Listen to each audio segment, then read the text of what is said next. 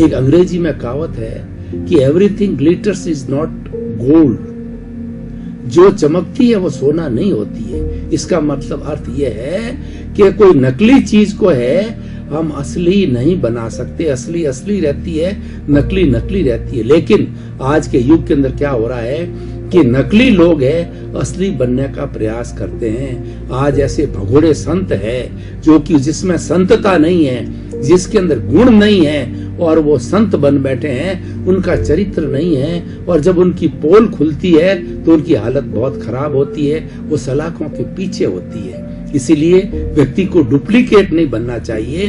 हम मार्केट में भी बात करें कि जो डुप्लीकेट चीज आती है वो ओरिजिनल से भी बढ़िया बनाई जाती है, चमकने वाली बनाई जाती है, और वो भ्रम के अंदर जो है ग्राहक उसको खरीद लेता है। लेकिन जिसका उपयोग करता है तो मालूम पड़ता है ये डुप्लीकेट है। तो ऐसा हमारे मार्केट में बहुत आ रहा है। डुप्लीकेट व्यक्ति भी बहुत होते हैं, संत भी बहुत होते हैं, वस्तुएं भी बहुत होती है, लेकिन सबका निर्माण करने वाला मनुष्य है। जितनी भी वस्तु मनुष्य मैन मेड थिंग्स है, और जो डुप्लीकेट बनाई जाती है सब वो मनुष्य के दिमाग की उपज है। क्योंकि जो लोग डुप्लीकेट होते हैं वो डुप्लीकेट बात बताते हैं, डुप्लीकेट चीज बनाते हैं, और जो चीज रियल होते हैं वो रियलिटी को अपनी बनाए रखते हैं, और उनकी जो रियलिटी होता है स्थायी होती है। रियल लोगों को और मतलब सत्य को जो है वो कष्ट सहना पड़ता है, तपना पड़ता है। सोना को जो है जब कुंदन बनता है, जो तपाया जाता है जब कुंदन बनता है, यानी रियल लोगों को, ईमानदार लोगों को बहुत बड़ी तपस्या करनी पड़ती है, साधना करनी पड़ती है। उनका भविष्य बहुत अच्छा है, उनका अंत बहुत अच्छा है। लेकिन जो लोग दिखावा करते हैं, जो लोग डुप्लीकेट बनते हैं, अंदर कुछ है और बाहर कुछ है, कथनी करने का अंतर जो है ना वो इस हमारे इस जो एपिसोड से जुड़ा हुआ है।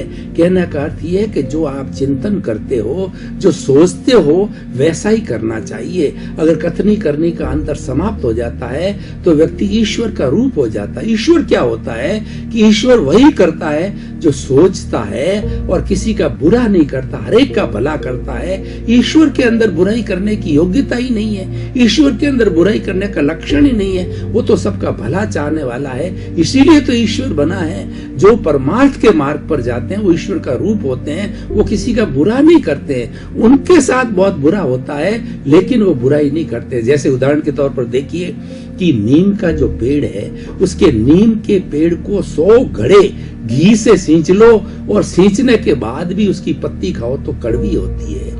यानी सज्जन दुर्जन व्यक्ति अपनी जो है दुर्जनता कभी नहीं छोड़ता है, तो सज्जन व्यक्ति भी अपनी सज्जनता नहीं छोड़ता। वह कभी भी रियल व्यक्ति डुप्लीकेट नहीं बनता है। तो देखिए जो हमारा जो चंदन होता है, चंदन के पेड़ के ऊपर भुजंग यानी सर्प लिपटे रहते हैं और कितना विष उस पर छोड़ते हैं, लेकिन सब कुछ विष छोड़ने के बाद भी चंदन की सुगंध है एज इट इज, जो उसकी ओरिजिनल सुगंध है बनी रहती। इसका अर्थ यह है कि दुर्जन व्यक्ति का जो सज्जन व्यक्ति उसके साथ में दुर्जन कितनी दुर्जनता करे, लेकिन वह तो हमेशा अपनी सज्जनता दिखाता है। और दुर्जन व्यक्ति के साथ में कितनी सज्जनता करो वो हमेशा अपनी दुर्जनता ही बताएगा। सांप को थोड़ा सा टच कर लो तो वो डसेगा, तो उसी क्यों कि वो दुर्जन है, ये उसकी दुर्जनता है। तो भाई और बहनों, दर्शकगण, श्रोतागण, आज का एपिसोड क्या कहता है कि ये जो हमारा दुनिया का जो जगत है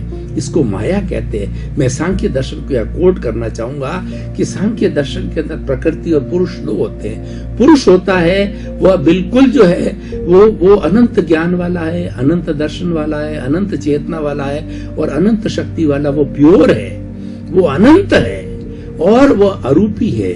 और ये जो दुनिया है वो सारी माया है, इसको जो है प्रकृति कहा जाता है। जब प्रकृति का जो बिंब है पुरुष पे पड़ने के कारण पुरुष दोषी हो जाता है, और वह बिंब जब पड़ना समाप्त हो जाता है तो वह शुद्ध अवस्था के अंदर आ जाता है। इसका अर्थ यह कि प्रकृति के अंदर माया चलती है।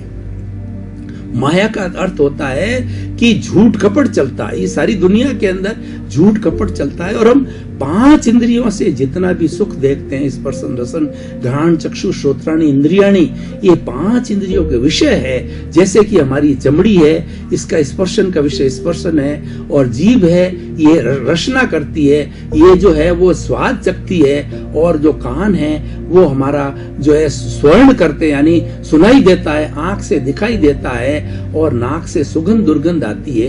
ये 5 इंद्रियों के जो सुख हैं, ये बाहर की दुनिया के अंदर जितनी भी ऐशो आराम की चीजें, उन सुखों को ये 5 इंद्रियां ग्रहण करती है। और ये 5 इंद्रियों का जो जगत है ना, वो एक तरीके से जो है वो चमकने वाला सोना है, रियल सोना नहीं है जिसके ऊपर सोने का झोल चढ़ा दिया गया है। जो लोहे के ऊपर या चांदी के ऊपर सोने का झोल चढ़ाया जाता है, तो वह जो एक तरीके से डुप्लीकेट माया का रूप बन जाता है। उसी तरीके से जो है 5 इंद्रियों का जगत है, ये माया का रूप है, ये छलावा है, और व्यक्ति इसके अंदर डूब जाता है तो मैं और मेरे में चला जाता है। मैं ऐसा करने वाला हूँ, मैं बड़ा व्यक्ति हूँ, मैं धन दौलत रखने वाला हूँ, मैं मिनिस्टर हूँ, मैं लेखक हूँ, मैं डॉक्टर हूँ, मैं इंजीनियर हूँ, मैं प्रोफेसर हूँ। अपनी कई उपाधियों को जोड़ता है, और उन उपाधियों को जोड़ने के कारण वो मैं और मेरे के अंदर चक्कर चला जाता है। मेरा बेटा, मेरा धन, मेरा परिवार, मेरे बैंक बैलेंस, मेरा बंगला, मेरी गाड़ियां, ये मैं और मेरा का जितना है ना, ये सारा अटैचमेंट है। और ये एक डुप्लीकेट जीवन है, रियल जीवन नहीं है। हमारी जीवन की रियलिटी ये नहीं है। जीवन की रियलिटी जानने के लिए मैं भीतर जगत में जाना पड़ेगा। बाहर के जगत में छलावा ही छलावा है, भीतर के जगत के अंदर प्योरिटी है, भीतर के जगत में रियलिटी है, भीतर के जगत में सत्य है। और भीतर के जगत में क्या होता है कि भीतर का जगत वाइब्रेशन से भरा हुआ होता है, और उन वाइब्रेशंस को चाहे ईसा मसीह देखे, चाहे भगवान राम देखे, चाहे कृष्ण देखे, चाहे महावीर देखे, चाहे आप देखो, चाहे मैं देखो, वहां पर शब्द समाप्त हो जाते हैं। ये सारा दुनिया में जितना भी भेद है, कथनी करनी का जो अंतर है, भेद है, ये सच के साथ में झूठ चलता है। झूठ का जो साम्राज्य है वो शब्दों का खेल है। और जब हम भीतर जाते हैं, जब शब्द समाप्त हो जाते हैं, तो सारा वाइब्रेशन ही वाइब्रेशन है। अगर विज्ञान की भाषा में बात करूं तो ये पूरी सृष्टि, ये पूरी दुनिया वाइब्रेशन से बनी हुई है, और वाइब्रेशन से ही काम होता है। और इस दुनिया के अंदर जितनी शक्ति सृष्टि के अंदर है, वह शक्ति वो एक समान रहती है। किसी भी युग के अंदर टोटल शक्ति का क्वांटम नहीं बदलता है। इसीलिए आइंस्टीन ने थ्योरी दी E=mc²। E मतलब एनर्जी, M का मतलब मास, मतलब उसका जो है तोल, वजन, और C उसका कांस्टेंट है। यानी ये रूपांतरण होता है एनर्जी का। जो मैं बोल रहा हूं, ये बोल करके टीवी के अंदर जाएगी। मोबाइल का आविष्कार, टीवी का आविष्कार, और हमारी जितनी भी जो ये टेलीकम्युनिकेशन का है, इंटरनेट है, ये सब रूपांतरण है। ये वाइब्रेशंस का रूपांतरण है।